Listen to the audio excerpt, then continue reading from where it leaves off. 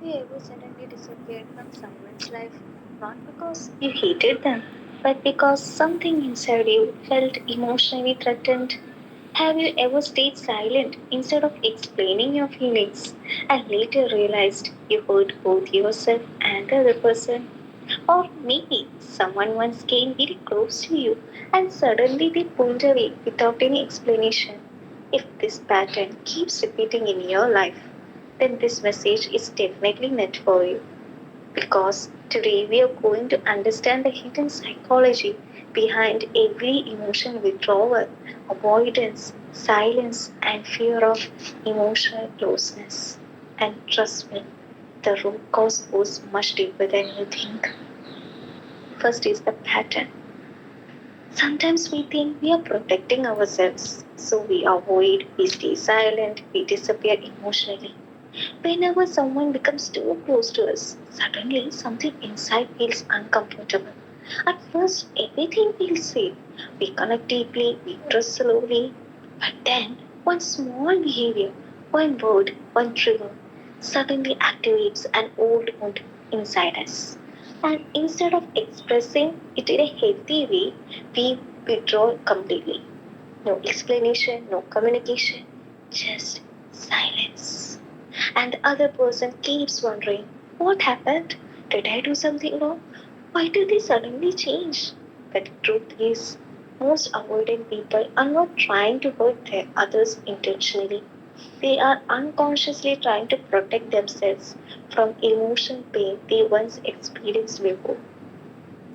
The root cause. Many of these patterns are deeply connected to childhood conditioning. Maybe as a child, your emotions were ignored, your feelings were misunderstood, you felt unsafe expressing yourself, or love became connected with pain, criticism, fear, or rejection. So the nervous system learned something very dangerous.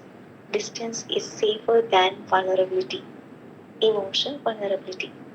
And slowly avoidance became a survival pattern, not a personality or protection mechanism. Sometimes this can also come from the deep emotional memories, unresolved trauma, or even spiritual beliefs connected to past life emotional wounds. The body remembers, the subconscious remembers.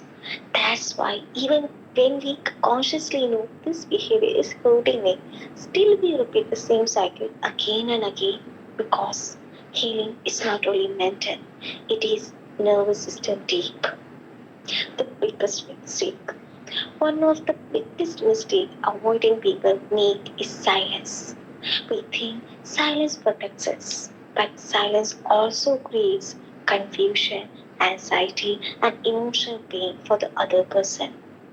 Sometimes one single sentence is enough. Instead of disappearing completely, we can say, this behavior made me uncomfortable. I need some space right now. I feel emotionally triggered. That is called a healthy boundary. Healthy boundaries are different from emotional avoidance.